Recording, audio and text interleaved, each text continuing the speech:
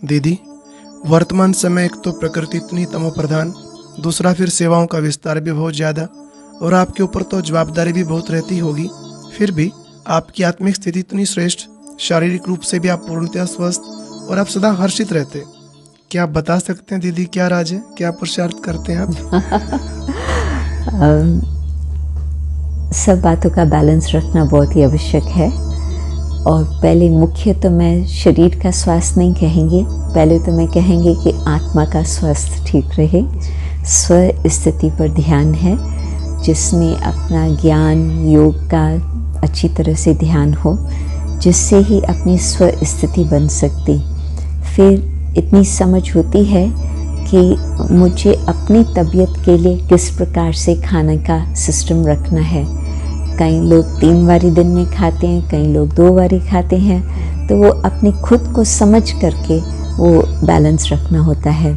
और उसमें भी क्वांटिटी मुझे क्या खानी चाहिए और किस प्रकार से मुझे खाना चाहिए, वेजिटेबल्स, फ्रूट्स, ये सब बातें भारत में तो, पंजाब में तो विशेष बहुत ही सब कुछ अच्छा मिलता। तो इन बातों पर ज़्यादा थोड़ा हम संभल के चलेंगे तो फिर जो नहीं तो ओवर ईटिंग से या फ्राइड फूड्स खाने से जो तबीयत पर असर आता है तो उससे बच के रहेंगे। स्वीट्स पर भी ध्यान रहता है कि ज़्यादा स्वीट्स का भी ना प्रयोग करें। दीदी, आप मिल्क लेते? मैं मिल्क नहीं लेती हूँ और उसका ये करीब 5 साल से ये बात चल रही है, क्योंकि सारे विश्व भर में इंक्लूडिंग भारत जिस तरह से डेयरी प्रोडक्शन होता है, मिल्क प्रोडक्शन, उसका तो बहुत ही दुख देने वाली बात होती है।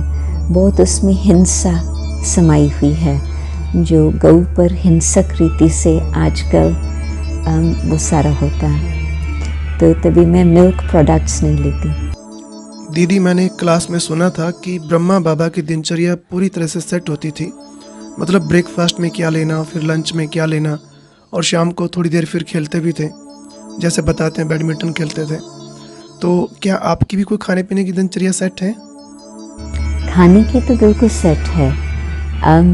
सवेरे हमारा कुछ क्लास से पहले जूस लेना होता, ग्रीन जूस।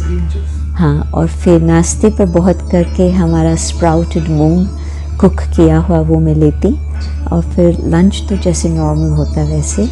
बाकी रात्रि को बहुत करके सूप और वेजिटेबल्स। दीदी, आप तो सेवार्थ यहाँ वहाँ देश विदेश में अक्सर जाते ही रहते हैं। कहने का भाव आपका ज़्यादा समय ट्रैवलिंग में गुजरता। तो यात्रा के दौरान आप क्या करते हैं? पुरुषार्थ कैसा होता है आपका उस दौरान? It depends. कभी कभी पढ़ना होता, कभी कभी ईमेल्स पढ़ने होते, कभी स्पिरिचुअल बातें पढ़नी होती, कभी जो साथी है साथ में उन्हों के साथ लेन देन करनी होती। तो भिन्न भिन्न प्रकार से चलता। दीदी, क्या यात्रा के दौरान भी आप योग करते हैं? योग भी करते हैं, परंतु डिस्ट्रैक्शंस बहुत होते हैं ट्रैवलिंग में। तो हाँ, बीच बीच में योग भी करते हैं, परंतु मोस्टली तो हमारा औरों के साथ होता है, तो फिर उन्हों के साथ लेन देन चलती। दीदी, जैसे ट्रैफिक कंट्रोल करते, कोई ड्रिल करता, कोई सकाश देता, तो आप क्या करते?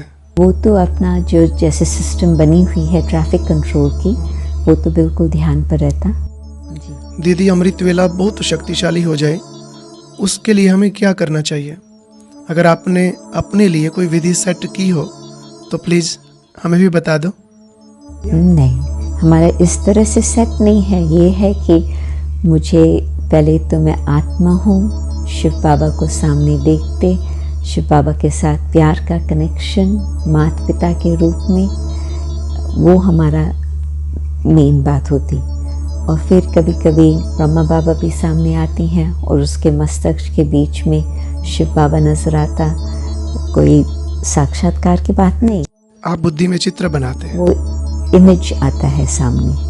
हाँ, और फिर जैसे बाबा हमें दृष्टि दे रहा है और उस और दृष्टि से जैसे कि वो निराकारी स्थिति, ज्योति बिंदु स्वरूप की स्थिति बन जाती। तो कभी बाबा के साथ रूहान चलती, कभी बाबा की मुरली में कुछ बातें ऐसे आई होती जिस पर मनन चिंतन चलता। तो भिन्न भिन्न प्रकार से चलता। दीदी, जैसे अव्यक्त बाप दादा गुलजार दादी जी के तन में आते हैं तो क्या कभी योग में आपके दादी जी का फेस भी सामने आता? अव्यक्त बाप दादा से बहुत प्यार से मिलती रही हूँ, बहुत कुछ प्राप्ति हुई है, परंतु योग में मैं शिव बाबा और ब्रह्मा बाबा को याद करती हूँ, क्योंकि जो शिव बाबा ने मुक्र रथ अपना एक रखा था 33 वर्षों के लिए, जिसमें दिन रात बाबा उनके द्वारा हमको दृष्टि देते रहे, वो ब्रह्मा बाबा थे। दादी गुलजार बीच बीच में अपना पाठ बजाया, परंतु कभी मुझे उसका चेहरा सामने नहीं आता है योग में। दीदी अभी कोई ऐसी पुरुषार्थ की विधि बताइए जिसके द्वारा हम इस ज्ञान मार्ग में बहुत सहज आगे बढ़े, स्वोन्नति हो। आत्म स्मृति, और मैंने देखा है कि जहाँ तक आत्म स्मृति रहती उससे बहुत शक्ति प्राप्त होती। आत्मस्मृति का अभ्यास दीदी आप कैसे करते हो? मैं आत्मा हूँ, आत्मा बीच में चमकता सितारा है। मैं दूसरे को देखूं, उसको भी मैं आत्मा रूप से देखूं, न कि देहिक रूप से देखूं। जिससे भी मैं मिलूं उनको उस दृष्टि से देखूं। तो दीदी आप यही प्रैक्टिस करते सदा? कोशिश रहती है, परंतु कई बातें और भी बुद्धि में आ जाती है, परंतु मेन पुरुषार्थ ये हमारा चलता। और अब यह एक बहुत अच्छी वीडियो भी जरूर देखें।